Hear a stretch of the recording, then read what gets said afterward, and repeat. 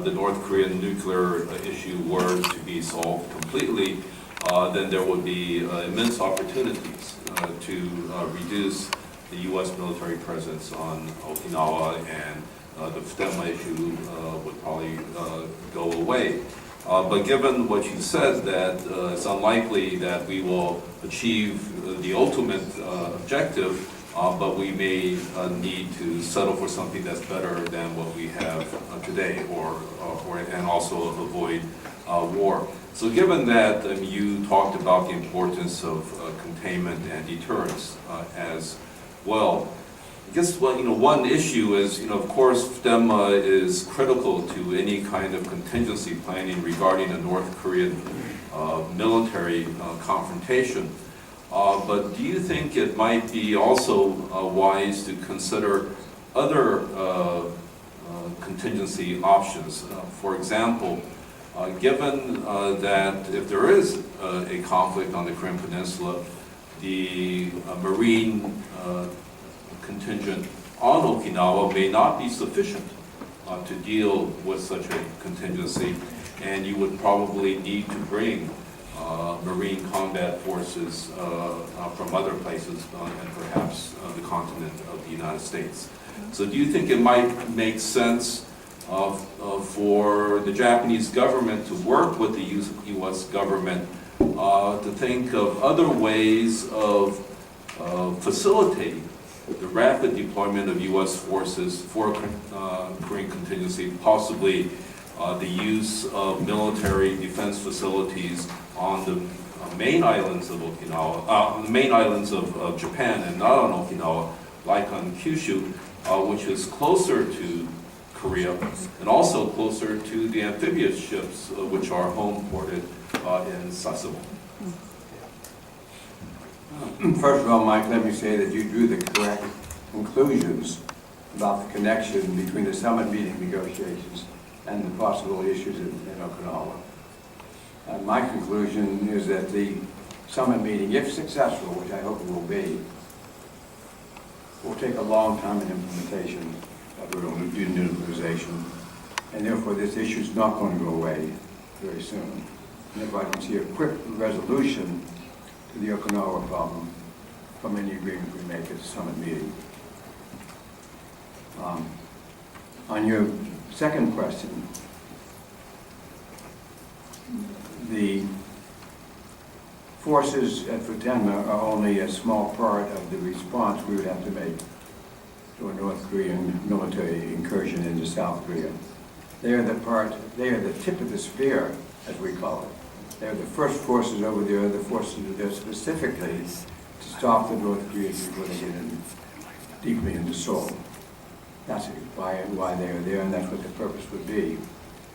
But the bulk of the defense are going to fall on the South Korean military forces, and the big role of the United States military forces in this is to provide air support for them.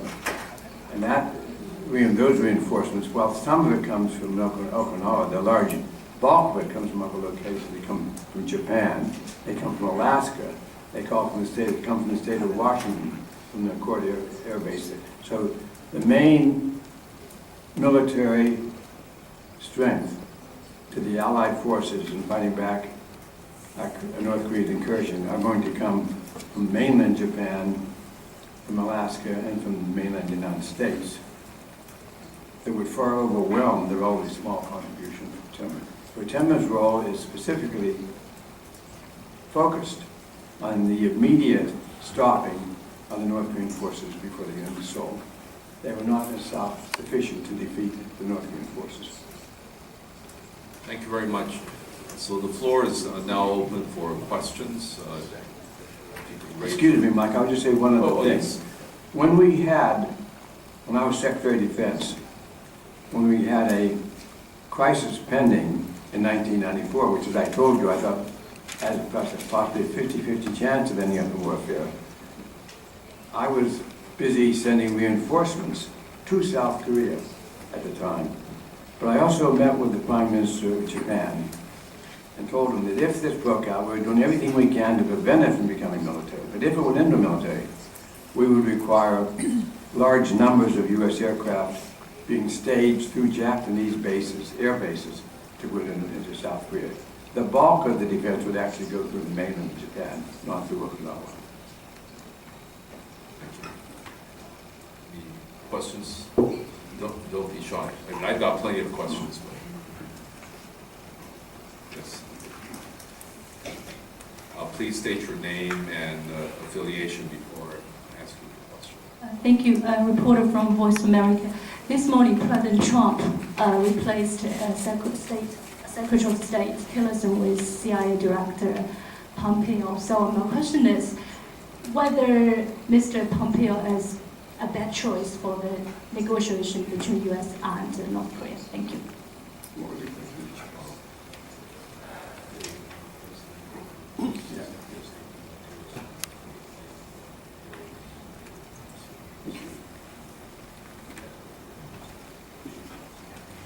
I don't know. I like to speak authoritatively on issues where I have expert knowledge. I don't like to pontificate on issues where I do not have expert knowledge. In this case, the answer, you understand, your question is I don't know. Well, there is an issue where you also played a key role, which is the issue of cross-strait relations during the Taiwan Missile Crisis in 1996.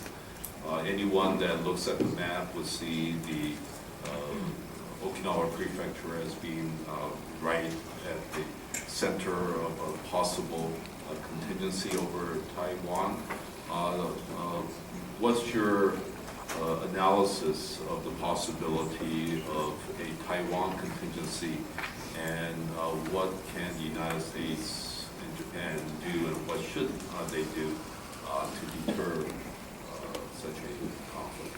In 1996, when that cross-strait incident occurred, we considered the possibility of some kind of a military conflict between China and Taiwan.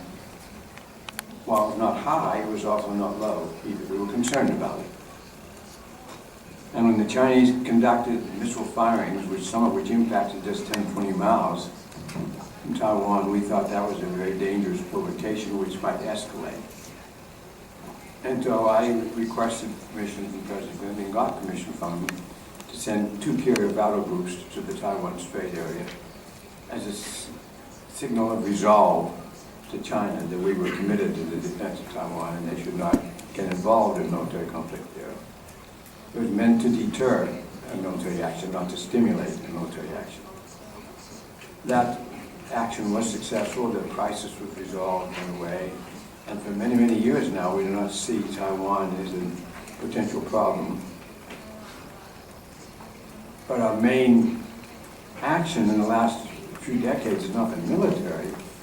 It's been working with Taiwan and with China trying to lower the possibility of a conflict there. One of the main features we were promoting was increased commerce, increased trade, increased traffic between Taiwan and the mainland so that the impetus for some kind of a conflict would be greatly reduced.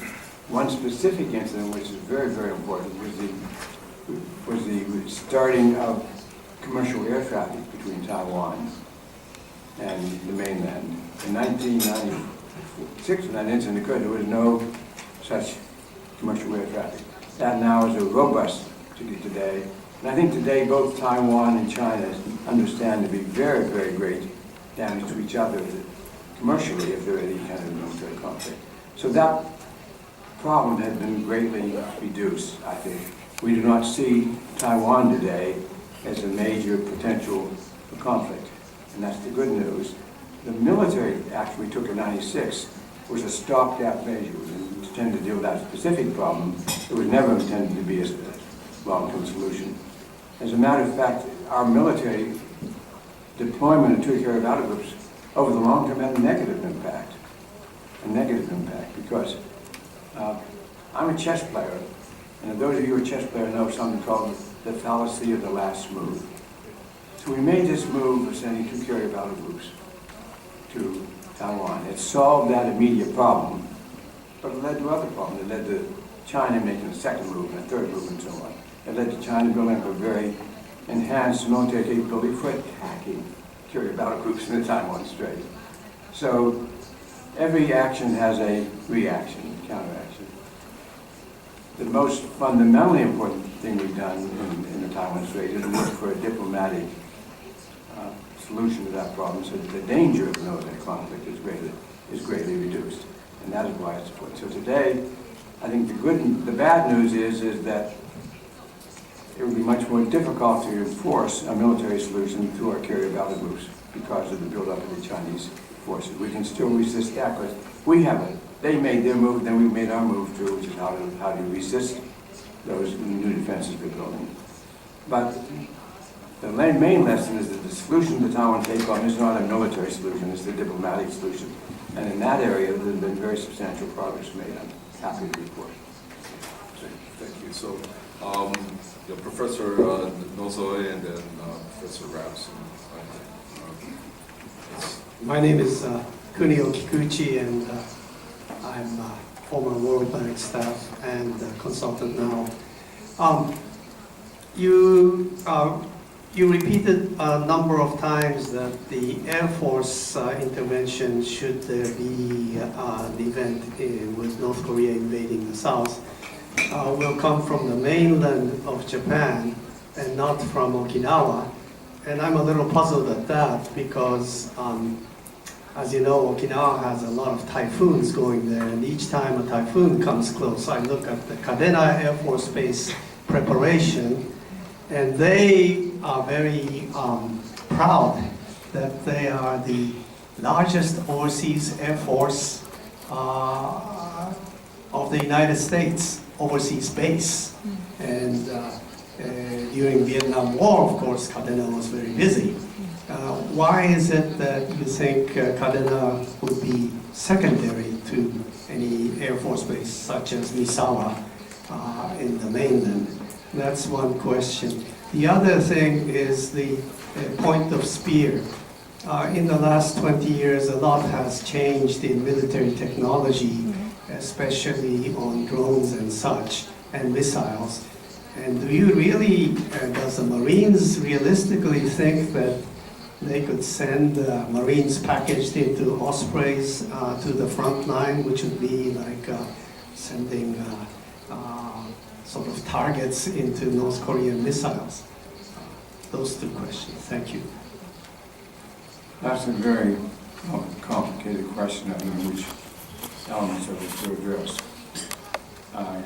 First of all, the forces we now have based in South Korea and Japan are only a fraction of the forces we would have to bring to bear if we got involved in military conflict.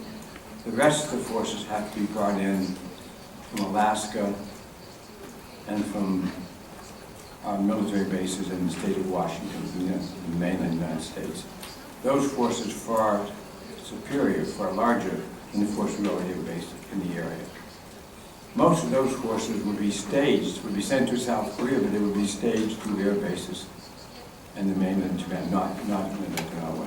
Okinawa is the base there which sends the resident forces to North Korea, but would not be as significant as a staging base as the main air base in Japan would be. We have large numbers of naval forces and air forces which would have to be moved to the area, and they would be staged to the other islands of Japan, not to Okinawa. And I guess the bottom line is that the military forces which are based in Okinawa are only a fraction of what would be needed to deal with a conventional warfare and conventional war with North Korea.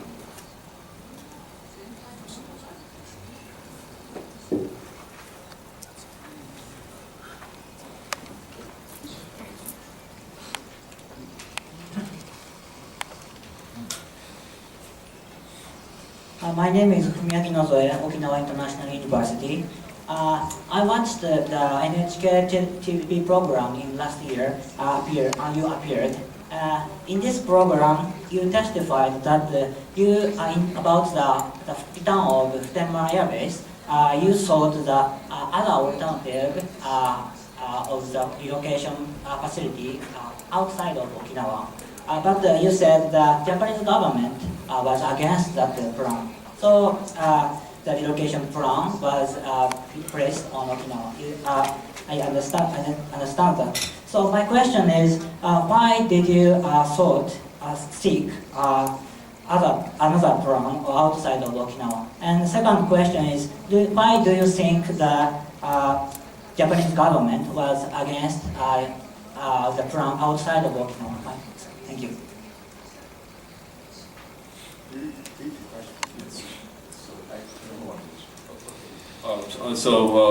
The question is, as I understand it, Professor Nozoe's question is that when Secretary Perry visited Okinawa last year, he gave an interview that was reported on NHK.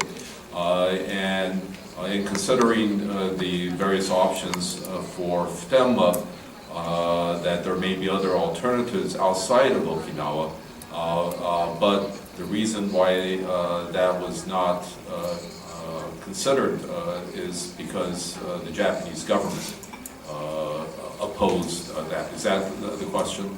And so the question is, why do you think the Japanese government opposed a alternative outside of Okinawa for the Futenma replacement facility?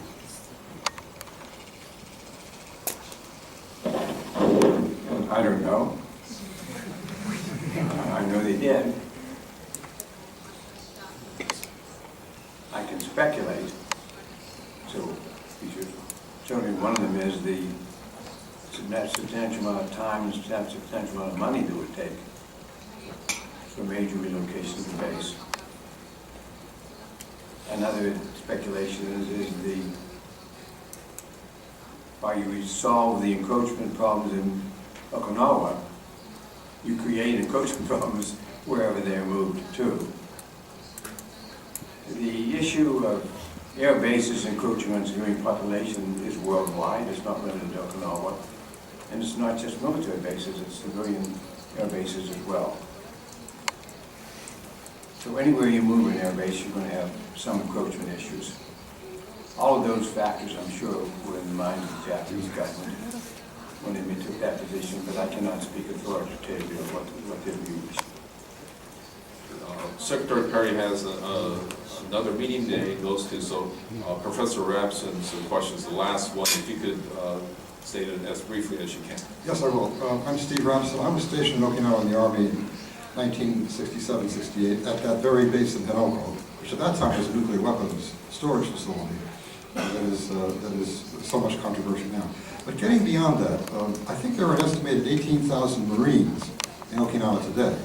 And a number of experts on East Asian security have maintained that they don't need to be there, that as you mentioned, the most important force is at Futenma. There are 2,000 Marines in the Marine Expeditionary Unit that would be deployed in the case of an invasion of Korea from the north. So why don't these other Marines, these other 16,000 Marines, why can't they train somewhere else? Why do they have to be in Okinawa? Why can't they train at Camp Pendleton or Camp Lejeune or somewhere else? Why don't we get them out? Then there'll be less chance of murderers and rapists and accidents with helicopters and other aircraft. So I ask you, why do all those Marines need to be there? Why can't they move out to somewhere else? Yes.